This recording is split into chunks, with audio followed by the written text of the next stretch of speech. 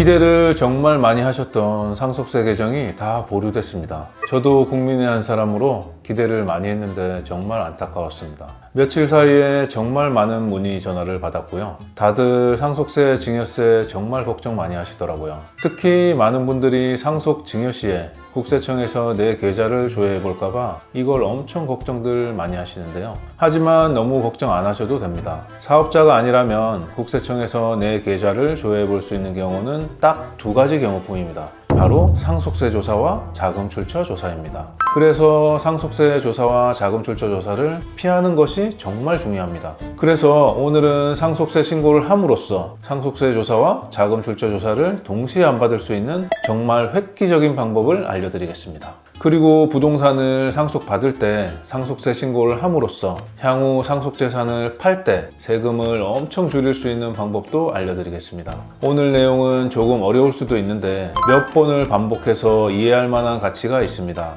이 영상만 이해하시면 조사도 안 받으실 수 있고 세금도 0원으로 만들 수 있습니다. 안녕하세요. 국세청에서 18년 근무한 성실한 세무 최영석 세무사입니다. 오늘도 구독자분들에게 돈이 되는 알찬 정보 알려드리겠습니다. 시청 전에 좋아요와 구독 눌러주시고 주변에 좋은 분들에게 공유해주세요. 저희 씨는 최영석. 세무사님, 오늘도 굉장히 쇼킹하네요. 상속세 신고만 잘하면 상속세 조사도 안 받고 자금 출처 조사도 안 받는다고 말씀하셨잖아요. 이게 가능한가요? 가능합니다. 실제로 저에게 상담받고 이렇게 진행하신 분들도 많고요. 자, 상속세 신고 상담을 하다 보면 재산이 많아서 상속세가 아주 많이 나오는 분들도 계시지만요. 보통은 상속재산이 5억 원, 10억 원이 안 돼서 상속세가 안 나오시는 분들도 정말 많으시죠. 이분들은 상속세 신고를 안 하시는 경우가 많은데요. 상속세 신고 대리 비용이 부담스럽다, 좀 귀찮다, 상속인들 간 협의가 잘 안 됐다 등등 여러 가지 이유로 신고를 안 하십니다. 상속공제는 복잡하지만 일반적으로 자녀가 있는 경우 5억 원까지 상속공제가 되고 배우자까지 있는 경우는 10억 원까지 공제가 돼서 상속재산이 그 이하인 경우 상속세가 안 나오죠. 아니, 세무사님 말씀대로라면 그럼 뭐 신고 안 해도 괜찮은 거 아닌가요? 상속세는 국세 중에서도 정부가 부과 결정하는 세목이므로 납세자가 신고를 하든 하지 않든 국세청에서 상속세를 결정하게 되는데요. 결정할 때 무조건 조사를 통해 결정하는 것은 아닙니다. 조사 없이 결정하는 경우도 많고요. 위의 경우처럼 상속세가 나오지 않는 경우 부동산 등은 국세청에서 알고 있으므로 부동산 금액을 시가 등으로 결정하게 됩니다.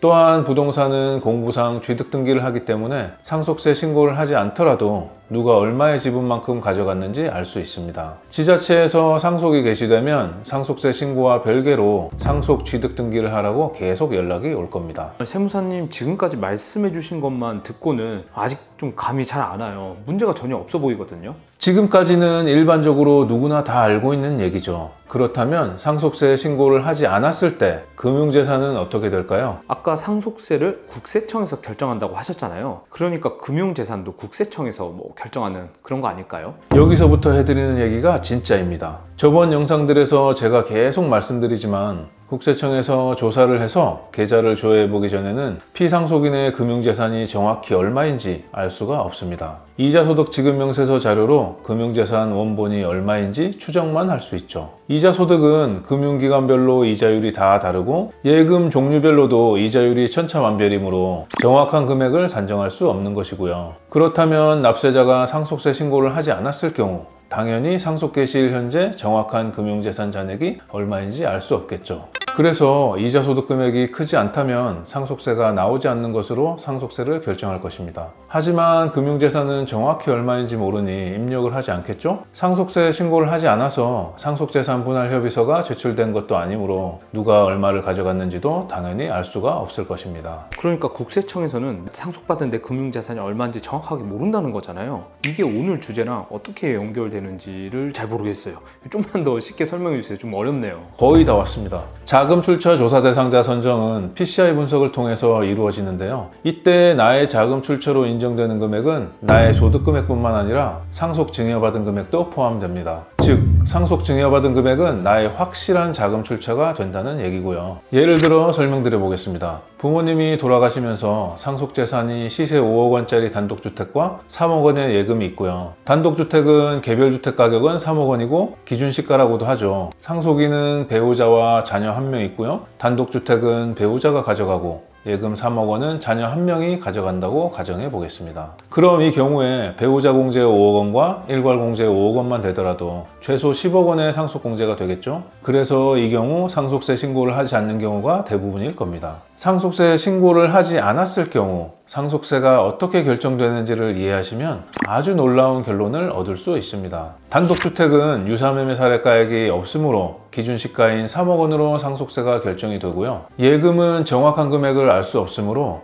이자 소득 금액 등으로 추정해봐서 상속세 조사를 할지 판단을 하게 되는데요. 이 경우 상속공제가 최소 10억 원이 되므로 금융재산은 단독주택 3억 원을 뺀 7억 원 이상이어야 상속세가 나오는 구조가 됩니다. 실제 피상속인이 예금을 3억 원 가지고 있으므로 이자 소득 금액이 그 정도밖에 되지 않겠죠. 그래서 이 경우 어차피 상속세가 나오지 않으므로 단독주택 3억 원으로 상속세가 결정이 되게 됩니다. 금융재산은 정확한 금액을 모르고 상속세 신고를 하지 않았으니 상속재산 분할 협의서도 없기 때문에 금융재산은 입력을 하지 않고 종결하게 됩니다. 실제로 자녀 1명이 예금 3억 원을 상속받았지만 국세청 자료상으로는 상속받은 것으로 남지 않게 되는 것이죠.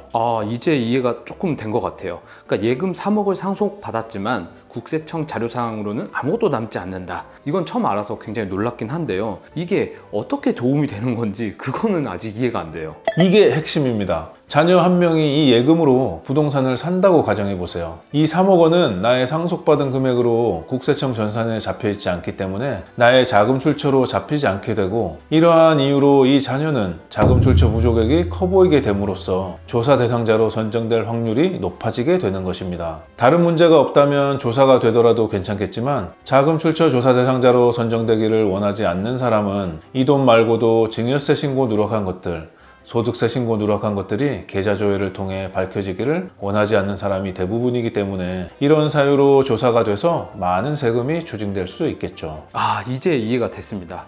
그러니까 합법적으로 부모님한테 상속을 받았어요. 근데 이게 국세청 전산에 안 남으니까 이 돈으로 만약에 집을 산다고 하면 오히려 내 자금 출처가 부족하다고 판단이 돼서 조사가 나와버린다는 거네요. 그러면 이것 때문에 억울하게 조사 나오면은 이것 조사되고 이것 조사되고 해서 더 곤란해진다는 거고요. 그럼 만약에 이분이 상속세 신고를 했어요. 그럼 어떻게 되나요? 상속세 신고를 했다면 단독주택은 시세대로 신고할지 감정평가를 받는 경우죠. 기준시가로 신고할지 선택해서 했을 거고요. 예금은 계좌 잔액 3억 원을 붙여서 신고했겠죠. 상속재산 분할 협의서를 제출해서 자녀 1명이 상속받는 것으로 결정이 되었을 것입니다. 그럼 이 자녀는 3억 원의 확실한 상속 자금 출처가 생기겠죠. 그럼 이 돈으로 어떤 부동산을 사더라도 자금 출처 조사 대상자로 선정될 확률이 줄어들게 됩니다. 별거 아닌 것처럼 보이지만 실제 자금 출처 조사 대상자 선정 시 이 두 경우의 차이는 엄청난 차이가 되고요. 실제 예금으로 상속이 되지 않고 현금이나 수표로 가지고 있다 상속될 때도 상속공제 이내의 금액일 때 그만큼 상속세 신고해서 국세청에서 그대로 결정이 된다면 더 큰 효과를 볼 수 있겠죠. 나의 확실한 자금 출처가 그만큼 늘어나는 것이니까요. 세무사님, 질문이 있는데요. 현금으로 상속세 신고를 하면은 조금 이상하게 보지 않을까요? 이런 질문 하시는 분들 정말 많은데요. 걱정하실 필요가 없습니다. 하지만 적당한 금액을 해야겠죠. 세무사님, 첫 번째 말씀하신 내용이 살짝 어렵긴 했는데요. 이거를 이해를 하니까 진짜 중요한 내용이다라는 거를 저는 알았습니다. 아까 세무사님께서 단독주택도 어떻게 신고할지 선택할 수 있다고 잠깐 언급을 해주셨거든요. 근데 이게 영상 초반에 부동산 상속 신고를 잘하면 절세도 된다, 이거랑 연결이 되는 걸까요? 맞습니다. 상속받은 부동산은 계속 가지고 있을 수도 있지만 언젠간 팔게 되겠죠. 아주 단기간에 팔 수도 있고요. 상속받은 부동산을 팔게 될 때도 양도소득세가 있습니다. 이 경우 양도소득세율이 상속세율보다 더 높은 경우도 있는데요. 이걸 잘만 이용하면 아주 큰 절세 효과를 보실 수 있습니다. 아까 사례에서 기준시가 3억 원짜리 단독주택을 감정평가를 받아서 5억 원에 신고한다고 해도 상속공제 10억 원이 있으니까 상속세는 안 나오겠죠. 그쵸? 아니 근데 원래 상속세는 안 나왔던 거잖아요. 처음부터 안 나왔는데 굳이 몇백만 원을 더 내고 감정평가를 받아서 똑같이 상속세가 안 나와요? 그럼 이게 뭐가 절세가 되는 거죠? 보통 문 PD처럼 생각하죠. 괜히 감정평가 수수료만 날리는 거 아니야? 이렇게 생각하실 수 있지만 이렇게 1, 200만 원의 감정평가 수수료를 들여 부동산 가격을 올려놓으면 나중에 엄청난 양도소득세를 줄일 수 있습니다. 이 상속받은 부동산 결정 가격이 내가 나중에 이 부동산을 양도할 때 나의 취득가액이 됩니다. 즉 양자의 경우 모두 상속세가 없지만 향후 이 부동산을 시세 5억 원에 판다고 가정했을 때 감정평가를 받으면 취득가액 5억 원이 돼서 양도차익이 없으므로 양도소득세가 없게 되고요. 상속세 신고를 하지 않았다면 취득가액은 기준시가 3억 원으로 결정이 돼서 양도차익이 2억 원이 되고 수천만 원의 양도소득세가 나오게 됩니다. 감정평가 수수료 들여서 감정평가 받을 만하죠. 아, 이제 이해가 됐습니다. 한 100만 원 정도만 더 내가지고 감평을 받으면 최소 기준시가 감평가 차이인 2억 원에 대해서는 양도소득세가 전혀 안 나온다는 거네요. 그렇죠. 아, 이거는 진짜 대박인데요. 그러면 제가 궁금한 게 2억 원에 대한 대략적인 양도소득세는 정말 대략적으로 얼마 정도 될까요? 양도차익이 2억 원이라고 하면 주민세까지 해서 약 6천만 원 정도 양도소득세가 나오게 됩니다. 아, 그럼 결론적으로는 100만 원만 더 내면은 6천만 원을 아낄 수 있는 거네요. 이거는 너무 좋은 것 같아요. 보통 사람들이 자기 부동산을 뭐 받거나 이렇게 할 때 적은 금액으로 받으려고 하는 그런 심리가 좀 있을 것 같은데 이건 거꾸로 감정평가를 받아가지고 가격을 올려버리면 더 절세가 되는 거니까 진짜 생각하지 못했던 방법이네요. 맞습니다. 그리고 부동산 감정평가는 상속공제 이내 금액, 즉 상속세가 안 나올 때만 효과가 있는 것이 아닙니다. 상속세율보다 양도소득세율이 더 큰 경우가 있으므로 상속세가 나오는 경우에도 감정평가를 잘 이용하면 양도소득세와 비교해서 큰 절세 효과를 보실 수 있습니다. 절세는 최영석.